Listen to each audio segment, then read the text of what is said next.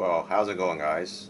Once again, it is I, the chairman, with an update on physical media, and it's been a while. So I have a lot of reviews of films to go over, and just want to go over first what I did get in, and we got in the Indiana Jones. Oops, sorry. There's the front. The Indiana Jones 4K set, and my son and I went through watching all of them, and for the most part, for the very great part, I was impressed with how every film looked.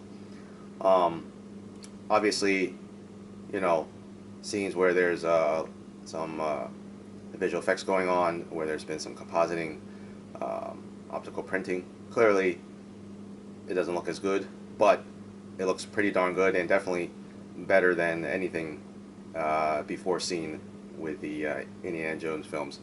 And obviously, the complaint that most people have is just the actual physical packaging of it all. I mean, it's this kind of flimsy paper um, thing, and it is a fold out, and you do get the a little map thing. The one thing I don't like also is that they have the discs kind of stacked on top of each other. So if you have to get the one disc out, you got to take this disc out to get to it. So that's kind of annoying. In comparison to the way that the Blu-ray looked, sorry, the way that the Blu-ray is packaged, I should say. And the other thing is that when you put this in, it gets caught on the tab behind, so it's a little bit of a pain to get that slid in. But the difference is that this is a much harder, thicker case, slip case, which is nice, and the colors seem to be more in matching with the overall Indiana Jones theme. Only problem with this one is that they do the stupid, slide the disc out thing. So it's like 6 of one, half a dozen of the other, 6 of one, half a dozen of the other. This overall packaging is better. I wish that they had kind of went with that with the 4K, but the way that the Blu-ray did it, I don't like the slipping the discs in the way that they like the recent Alfred Hitchcock set on Universal and Back to the Future did it. So it's like you can't get it, like just can't get it perfect. And then also we also did get in E.T. Finally picked that up from the recent Amazon Prime Day sale, and gave it a watch with my son, who's never seen E.T., and I haven't seen E.T. since when I first saw it in January 1983, and looks great, as a 1982 Steven Spielberg film should look. Doesn't look amazing. I mean, clearly, for the most part, the film shot practically, so all those shots look great. Spielberg used a lot of fog in this one, and only the shots where they're flying with the spaceship does it start to look, obvious that it's all a visual effect, because the picture quality degrades, like I mentioned before, because there's some processing, optical printing going on. So yeah, but otherwise, E.T. definitely a collection. Definitely a film that everyone should have in their collection for obvious reasons. And so what I did watch, actually let me go chronologically.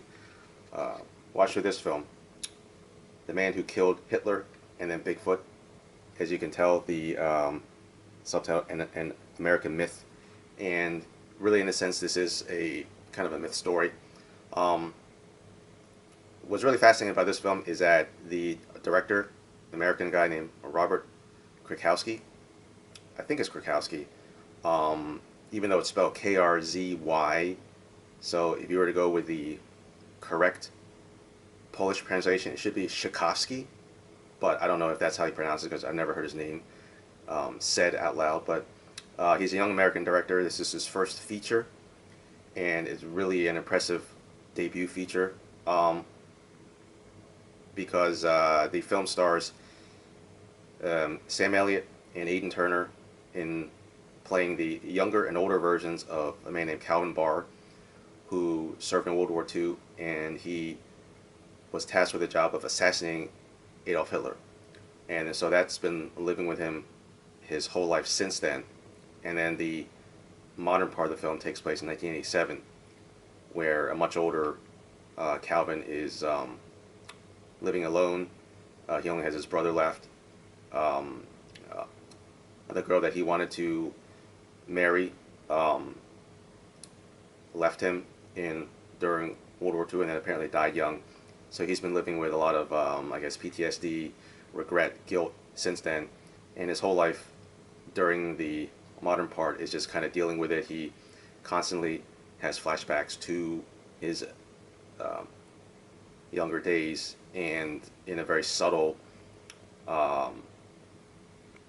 thing that that they keep going back to is that he pulls out what is almost certainly his service pistol that he has in a wooden box, and he looks at it, but he never opens it, and you can tell that he's contemplating suicide each time, because he also looks at his service uniform, but he never puts it on, and he never takes the gun out, and the whole thing is that he's just struggling with, should I keep going, should I keep living when I'm just full of this regret and guilt. And then in the modern time, Calvin is recruited by both the U.S. and Canadian governments to go in and kill Bigfoot, who is not really that big, but apparently through some thing that they explain not too clearly, Bigfoot is the carrier of a extremely deadly virus that can literally wipe out humanity. And for whatever reason, Calvin is one of the very few people who is immune to this virus, and therefore he's the only guy who can go in and hunt down Bigfoot.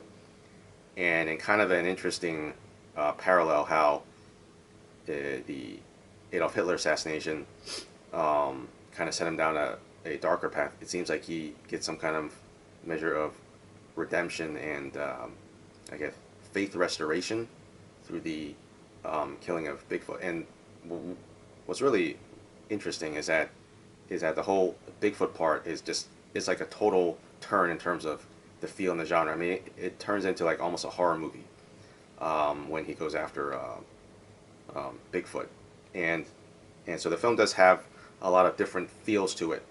It's kind of like part a contemplative character piece, a little bit of a war film, and then all of a sudden things go crazy when he's going for Bigfoot. But what's interesting is, of course, that it's a pretty short film. It's only an hour and 37 minutes long, but a lot of stories packed into it. And so, like I said, I don't want to give too much away spoiler-wise, because it's really a shame that this film did not get a wider release, both theatrically and in home video. This is the 4K from Germany, and so really do hope that the director gets more chances to make more films, because I definitely think he has the talent for it, and looking forward to seeing what comes out next from him. So then I also, kind of what I was doing is, because I've been buying so many films, is that I don't want to get too far behind on the films that are in my backlog, and one of these is this 4-film 4K set of John Carpenter's films, which are Escape from New York, The Fog, Prince of Darkness, and They Live. And so I watched The Fog because it's the one that I've never seen before, and with which I'm least familiar with. And The Fog is from 1980, stars Tom Atkins, Jamie Lee Curtis, Janet Leigh, her mother, but they're not related in the film, Adrienne Barbeau. Really a very underrated John Carpenter film, but I guess it kind of cemented his status as a horror film master, if Halloween did not already. But the way this whole film is set up, with the story of Antonio Bay, California, this seaside town that's celebrating its 100th anniversary, but the whole anniversary is based on basically a really terrible occurrence in that the founders of the town conspired to kill these I guess lepers, and they're supposed to send them to a leper colony, but instead they killed them and took their gold. I'm kind of not explaining it correctly because I only watched it once. But essentially, after 100 years, these lepers are coming back in fog, and they're taking their revenge on the town.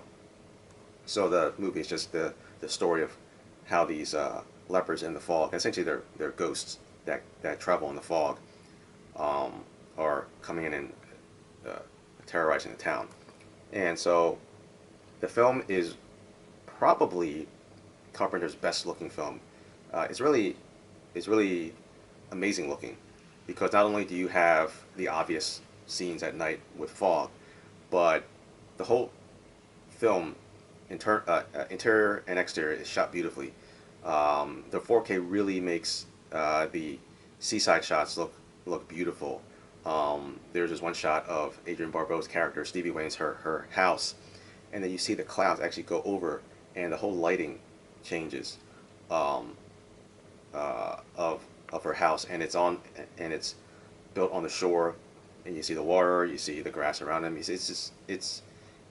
It's unexpectedly one of the better looking, you know, horror films I ever watched, and I'm sure that the 4K restoration really brought a lot of that visual beauty out. It's really a very good looking film cinematographically.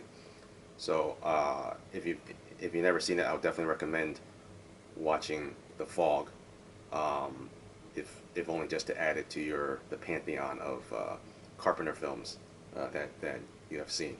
Um, Last film, I literally just finished watching it right now. Oop. Oh yeah, that's correct. I had bought this a while ago from Shout Factory, Scream Factory, um, The Autopsy of Jane Doe, and I don't know what the general consensus is of this film, but this film is really a great horror film because of the unusualness of the premise and the story.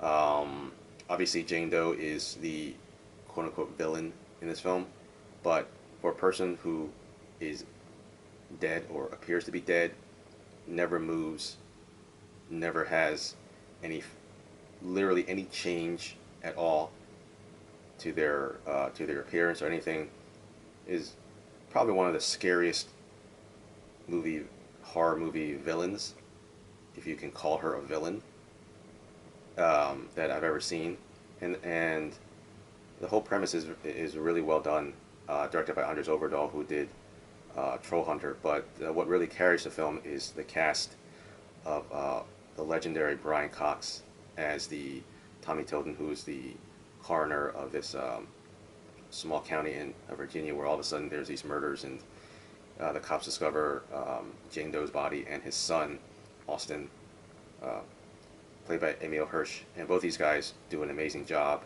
both relating to each other as father and son. They have some things going on because the mother died. Austin wants to leave. He doesn't want to, be a coroner's son forever.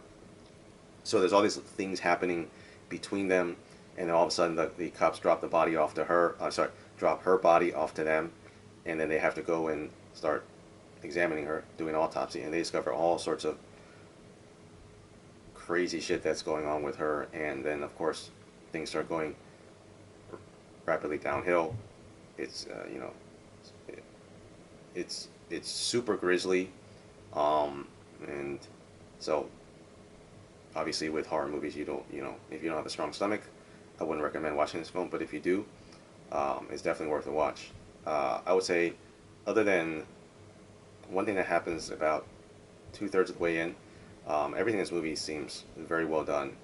The thing that happens in the middle is, I don't know that it's necessary for the film, but it does create a lot of pathos and character development between Tommy and Austin.